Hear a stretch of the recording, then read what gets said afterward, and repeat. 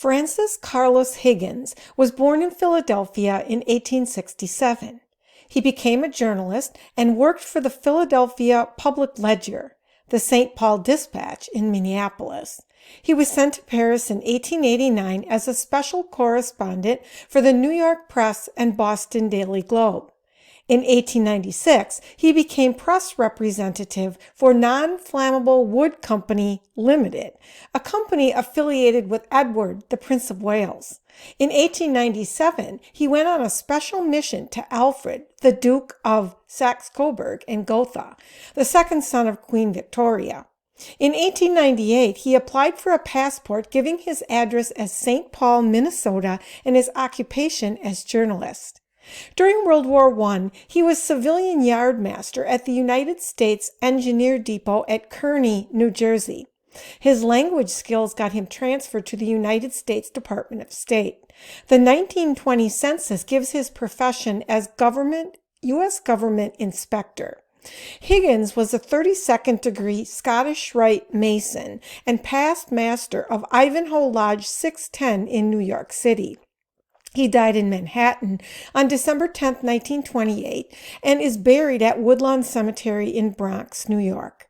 According to the website The Beginning of Masonry, Freemasonry Information, Brother Frank C. Higgins was the founder of the Magian Society on September 29, 1913, for the study of Masonic symbolism. Joseph Fort Newton of the Builder magazine said of Higgins, "More than once we have called attention, editorially and otherwise, to the admirable work of Brother Frank C. Higgins of the Magian Society, New York, in his Department of Masonic Research in the Masonic Standard. At first it began as a column of inquiry and answer dealing with the deeper problems of the meaning of Masonry, but it grew, most happily, into a series of systematic studies or lessons, Masonry, as Brother Higgins conceives it, being the perpetuation among us, albeit little understood, of the ancient philosophy of cosmic harmony, which, among the Hebrews, traced everything to the great Jehovah. At once a religious and a scientific pursuit, conducted along mathematical, geometrical, and astronomical lines. In this field, Brother Higgins is a master, and comes nearer than anyone with whose work we are acquainted, making the treasures of that rich but difficult and culture unintelligible to the average reader.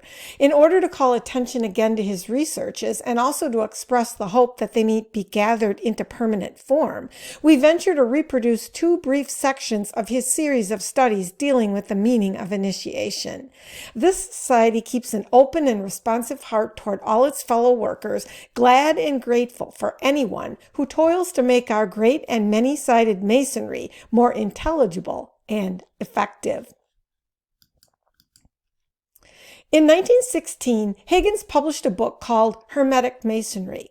It is a collection of several esoteric writings in two parts, The Beginning of Masonry and Aum, A-U-M, The Lost Word. The papers are all about connecting Freemasonry to the gnosis of the past or the ancient mysteries. In this video, I will cover several topics from Higgins' book that I found particularly interesting, and in subsequent videos, I will present others. Higgins begins by declaring his firm belief in the extreme antiquity of Freemasonry. He defines this as continuous and unbroken existence extending in one form or another over a period of at least 6,000 years. He notes, however, that at present, remembering this book was published in 1916, Freemasonry has become a sort of intellectual no man's land, open to the assaults of the wildest conjecture and most trivial speculation. In other words, it is misunderstood. But its founders foresaw that in order for their system to survive without the aid of written records of its mysteries, it must perpetuate truth by means of the use of imperishable symbols. As he traces the beginnings of Freemasonry, Higgins discusses its connection with other philosophies. Some sources assert that Theosophists are the old original Freemasons, and that the esoteric teachings of these two groups are very similar. These sources include Dr. J. E. Buck's book, Mystic Masonry, and Reverend C. H. Vale's Ancient Mysteries and Modern Masonry. Theosophists espouse a doctrine called the secret doctrine, and theosophy is based upon a study of this doctrine. Higgins says it is derived from Indian and Hindu sources, and Masonry is what is left after centuries of Western development. The initiatory ceremonies by which men were inducted into the secret doctrine were what is called the ancient mysteries, many of the symbols of which still survive in the Masonic Lodge. The ancient mysteries is a term invented for the purpose of gathering under a single specific classification all the rites, ceremonies, and ritualistic allusions of pre-Christian ages. Higgins also comments on the connection between Masonry and Hermetic philosophy. He says it was the collective science of the ancient world, so called because Magian astronomers, or rather astrologers, attributed it as such. There is reason to believe that its doctrines were the underlayment of the entire fabric of ancient philosophical paganism, and the reason it has not come down to us through the classics is because it was the Hermetic, or sealed wisdom. The Hermetic philosophy is quoted by the older writers on the subject of Masonry, such as Albert Pike. Pike says this of the reputed founder of the Hermetic school: "From the bosom of Egypt sprang a man of consummate wisdom, initiated in the secret knowledge of India, of Persia, and of Ethiopia, named Thoth or Ta by his compatriots, Taut by the Phoenicians, and Hermes Trismegistus, thrice great Hermes, by the Greeks. In Egypt he instituted hieroglyphics. He selected a certain number of persons whom he judged fitted to be the depositories of his secrets, of only such as were capable of attaining the throne and the first offices in the mysteries. He united them in a body, created them priests of the living God, instructed them in the sciences and arts, especially astronomy, music, which he is said to have invented, arithmetic, and work in metals, etc. Under him, Egypt paid homage to 7 principal deities, the 7 planets." Pike goes on to explain that the Hermetic teachings greatly influenced the early Christian fathers, particularly St. Augustine. The name Mercury or Mercurius was the Latin translation of the Greek Hermes. Higgins tells us that, like almost all astronomical names of both Greece and Rome, it is a corruption of the Syrian Mar Kurios, son of the Lord, or sun, S-U-N, which in turn is a literal translation of CHR-MES, Horus Moses, the son of Horus. Higgins states that Nebo in ancient Babylonia and Assyria, Thoth, later Serapis in Egypt, Taut in Phoenicia, Daud in Palestine, Mercury, Hermes among the Greeks and Romans, Odin in Scandinavia, and Buddha in India are all one and the same planet Mercury. Mercury is the planet nearest the sun, rising for a few moments at dawn until obscured by the sun's greater light, when it was called Apollo, and at another season at evening as the sun's light grows dim, when it was called Mercury, messenger of the gods.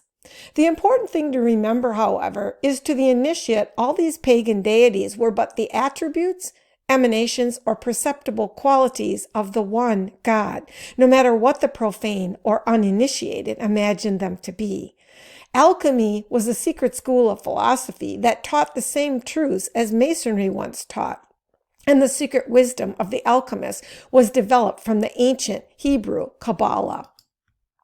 These secret teachings tell us that the combination of sulfur, salt, and mercury is that which produces the living gold, mercury being denoted as the bond that unites the other two.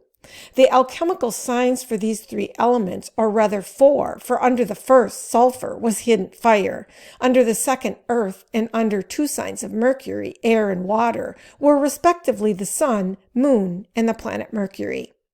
What is really meant by this combination is the threefold nature of man, the soul, which the ancients believed emanated from the sun, the body, which came under the special influence of the moon, and spirit or mental intelligence, which was the gift of Hermes or Mercury, the mind or manas as it was called in Sanskrit, being that which specifically constituted man. Higgins also discusses the alleged connection between Freemasonry and Rosicrucian brotherhoods. However, he notes that the true Rosicrucian may never meet another of his mystic order on the physical plane, despite the fact that in the last couple of centuries there have been many claims that there actually is such a society or fraternity of the Rosy Cross. Higgins says the organization never had and never will have any public or exoteric existence. It is not the sort of club or society that has officers, holds public or even private meetings, and elects persons to membership. No genuine record exists of any ancient Rosicrucian society. Masons refer to God as the great architect of the universe. They do not subscribe to the idea of an anthropomorphized deity. Freemasonry is fundamentally and structurally a system of natural theology, proving the existence and attributes of the one true God to the satisfaction of the intellect. The proof for the existence and attributes of the one true God is based on the assumption that evidence of design or intention proves the presence of mind, the wisdom, the power, and beauty of which may be inferred from the result. Higgins states that the ancient priesthood believed that the great masses of mankind were too undeveloped to comprehend a philosophy of divinity based upon more or less scientific premises.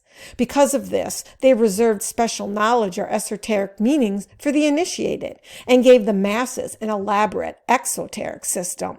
Therefore, the priests knew, and the people thought they knew. Here is just one example of this, to quote Higgins. Even some of our most common superstitions are relics of this state of things. All the prejudice popularly entertained against the number 13 resides not in its unluckiness, but because it was the key to religious mysteries that the priests did not wish the people to penetrate.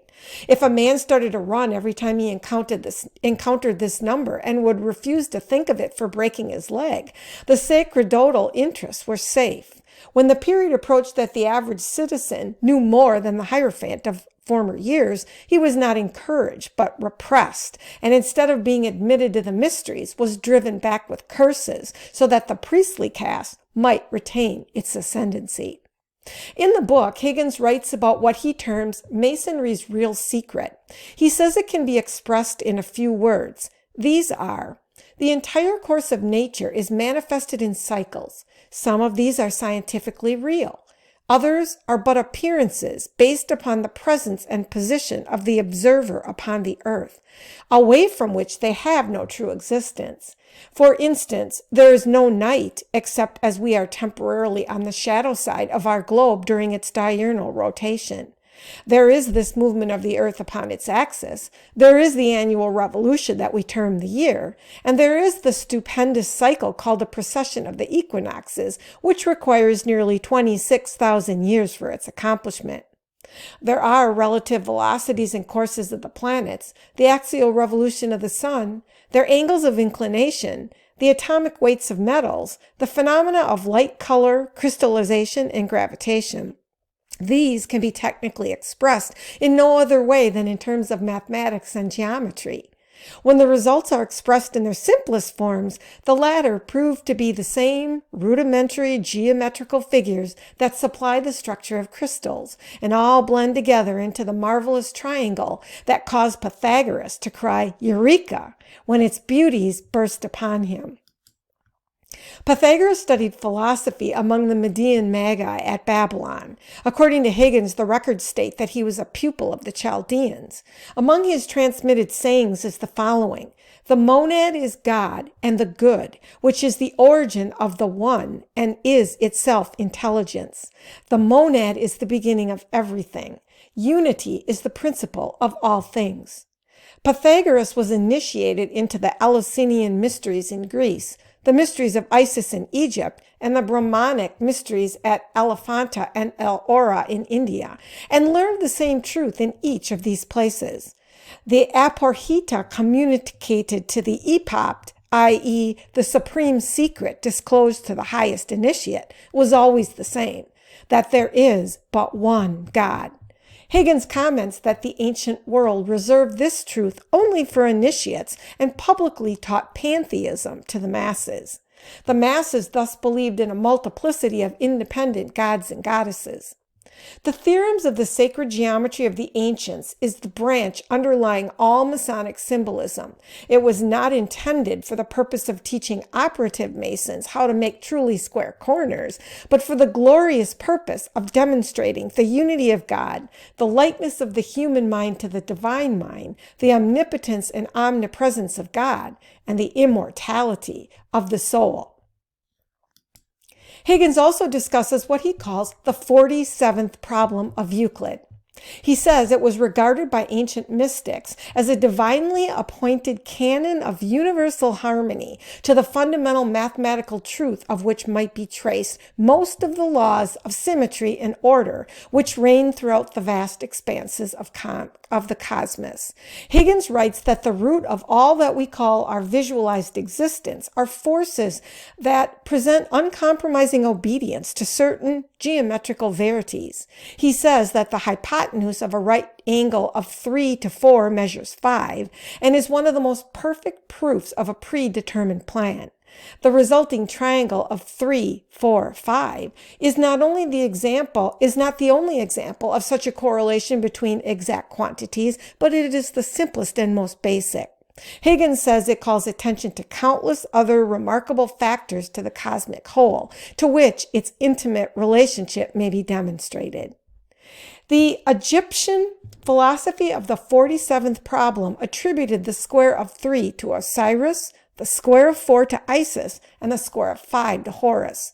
Egyptian philosophy regarded the great cosmic process of generation and regeneration as resultant upon the infinitely reiterated passages of the male principle through the female principle, father and son being, spiritually, a unit. I and my father are one. Higgins tells us that the number 270, or 9 times 30, represents the number in days of human gestation and is the sum of 162, the father, and 108, the son. Therefore, the father passes his vital principle through the mother and continues to live in the son. This produces a Pythagorean triangle of 162, 216, 270. This 47th problem can be exhibited as seen here, as divided into alternating black and white squares. Thus, the 47th problem was the symbol of Osiris, Isis, and Horus, and a symbol of the creative Logos. See you next time.